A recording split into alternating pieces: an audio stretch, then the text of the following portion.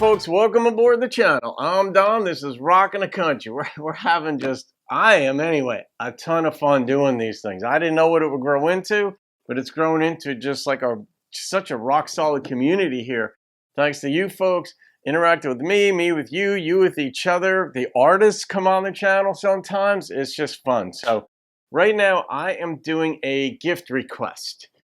Penny Hedlund, shout out to you. Thank you for this. You're on a Tommy Cash tear. This is the second song of Tommy's that Penny has requested. 6 White Horses. And you said this went to number 4 on the charts. And those of you who may be unfamiliar with Tommy Cash, he is Johnny Cash's brother. 6 White Horses. I don't know if this is apocalyptic or we're going to find out.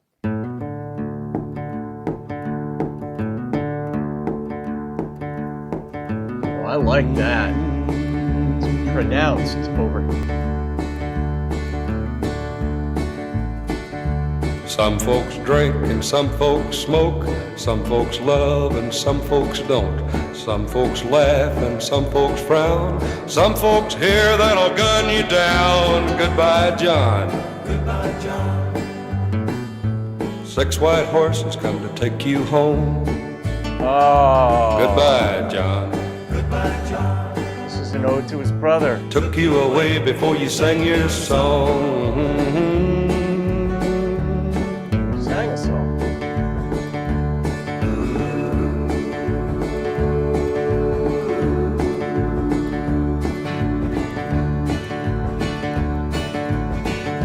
Some preach wrong and some preach right. Some preach love and some preach fight. Takes every kind to make the world go round. Takes only one to gun you down. Goodbye, Martin. Goodbye, Martin. Oh, Kennedy and King. 6 white horses come to take you home. Goodbye, Reverend. Goodbye, Reverend.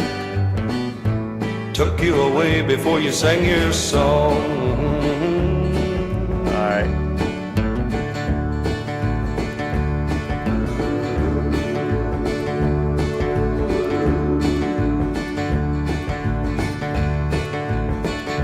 Some nice people ode. stick pretty close to home. Others are born with the urge to roam. Welcome, welcome to our town. I hope nobody tries to gun you down. Goodbye, Bobby. Goodbye, Bobby. 6 white horses come to take you home. Bye, Robert. Goodbye, Robert. Took you away before you sang your song. Goodbye, John. Goodbye, John. Goodbye, Martin. Goodbye, Martin. Goodbye, Bobby. Goodbye, Bobby. They took you away before you sang your song.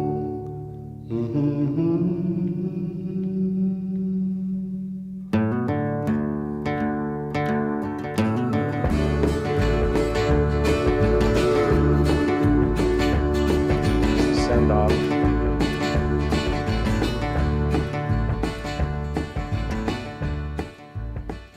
Wow, that was beautiful. I mean, I was too young. I was in single digits at that time. And, you know, when Martin Luther King and the Kennedys and all that, the assassination, I mean, I did a report in college on the Kennedy assassination, but I was just too young to even feel it. Later on, you read about it, it's more academic, and then you try to put yourself in the circumstances. But sometimes in death, the legacy lives on more than had you lived your life, but you never know. And nobody has a right to take your life without cause, without provocation. Just they disagree with your views, didn't like it. What are you going to say? What do you do? You know, that was something else. It was just beautiful. And at first it was confusing because when he said goodbye, John, like took you before you sang your song. I'm like, I thought this was for his brother, Johnny. But then it cleared up when it went down the line to John. And then when he said Martin, it cleared it up. Then he went to Bobby Kennedy. I'm not rating that song, Penny. That was beautiful, though. I mean, he sounds like his brother, but there's enough distinction in his voice that you'd be like, is that Johnny? And you'd probably come to the conclusion after a little bit that, no, it's not. It's somewhat different, but they sound a lot alike. It's one thing that happens when I do these reactions is that sometimes an artist that none of us have heard of or very few has heard of will remind me of like Dolly Parton. And every so often I'll get a comment like, they're nothing like Dolly. I'm like, no, every so often they are. Sometimes there's a cadence in one human being's voice that's a lot like another. I mean, those were tumultuous times, brutal times, vicious times. And you just wonder, how does somebody, I marvel at somebody will get an idea to do something horrendous, all right? And we all get them, I think. We all get like, oh my God, I'm going to shoot the neighbor's dog, or that's not even that horrendous. But, well, in some cases it is, of course, depends on the dog. But we get like these murderous thoughts. But then somewhere along the line, there's like a mechanism in there. Like when you have to go through all the steps to do something that's heinous, like kill a Martin Luther King, a Kennedy, or blow up Oklahoma City, you know, the bombing, like nowhere along the line something didn't tell you in your conscience, this is really bad, don't do it. That's the thing that I marvel about. Like I have those stopping mechanisms. I don't want to go to prison I'm scared shitless of prison. Always have been. Just the sight of it, the idea of those bars, the door slamming behind me just scares me to where it modifies my behavior. What I marvel at is that some folks can do horrendous things and there's nothing in them that says don't do it.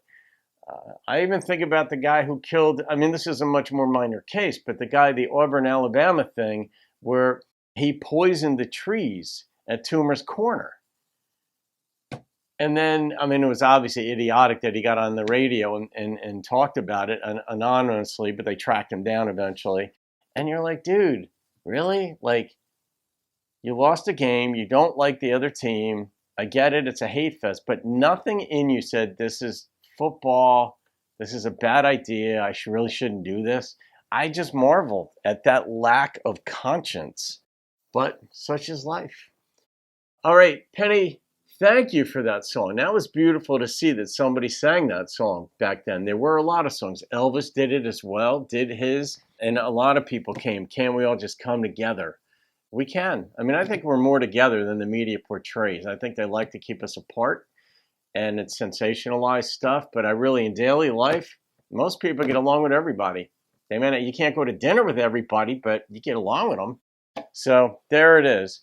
Thank you again, Penny. That's a beautiful, heartfelt tribute and song, and it just makes sense that you would request it. It just completely does. So have a great day. See you on another video. Keep rocking the country.